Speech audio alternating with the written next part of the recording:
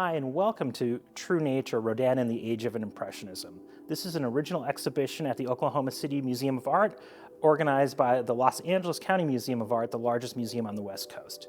In this exhibition, you will see more than 50 works by sculptor Auguste Rodin, who is the most consequential sculptor since the Renaissance. You'll also see works by many of his contemporary sculptors, and then his Impressionist friends like Monet, Renoir, Degas, and Cézanne. So a lot of the biggest names in Impressionism. This is your one and only chance to see these amazing paintings and sculptures side by side. The exhibition opens June 17th and it runs through October 22nd. And again, it's exclusive at the Oklahoma City Museum of Art. When we first enter True Nature, Rodin and the Age of Impressionism, we're overwhelmed by the variety of works on view. Marble and bronze sculptures and paintings by people like Monet. Rodin, of course, was one of the most important sculptors at the end of the 19th century. In this exhibition, you will see sculpture and the paintings side by side, telling the story of art at the end of the 19th and beginning of the 20th century. So as we round the first corner, we encounter one of the most dramatic vantages in True Nature, Rodin and the Age of Impressionism. We see his Gates of Hell commission, which includes many of his most famous sculptures, including The Shade and Eve. This was his life's work early in his career, though he never finished it, but it did produce many of his most famous works, including The Thinker. These were large-scale works that depicted a number of scenes from Dante's Inferno. The Thinker was actually Dante himself.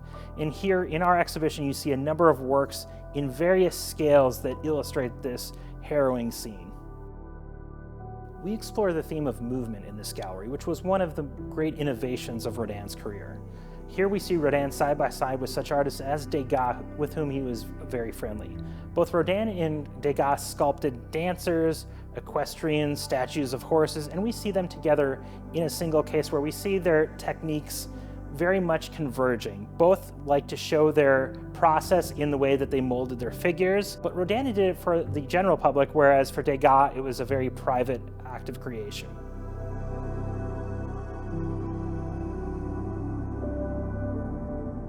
In this gallery, we see one of the great commissions of Rodin's career, The Burghers of Calais, depicting a scene that happened in 1347 in the Middle Ages.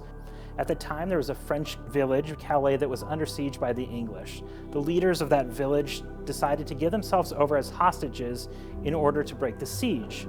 Here we see that moment where these hostages are leaving Calais. They're wrapped in sackcloth, they have ropes around their necks, they're carrying the keys to the city as they leave. This figural grouping was famous for being at eye level, a little bit larger than life size, and fully realistic.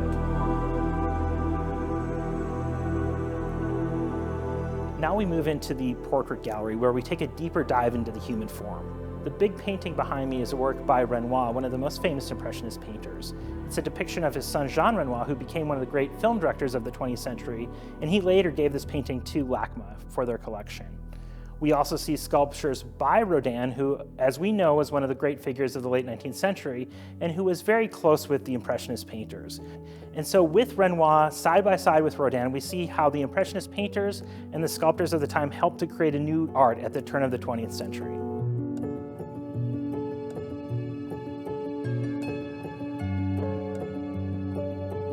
This is Rodin's monument to Honoré de Balzac, the famous writer from the early 19th century.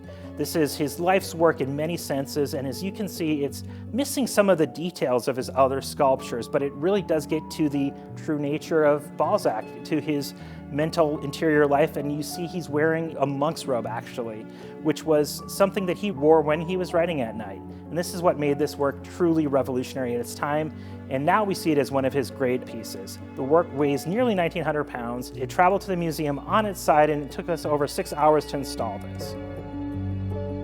Once again, this exhibition is open June 17th through October 22nd, so a limited time only. We encourage everybody to visit our website, OKCMOA.com, to learn more, and we can't wait to see you at the museum.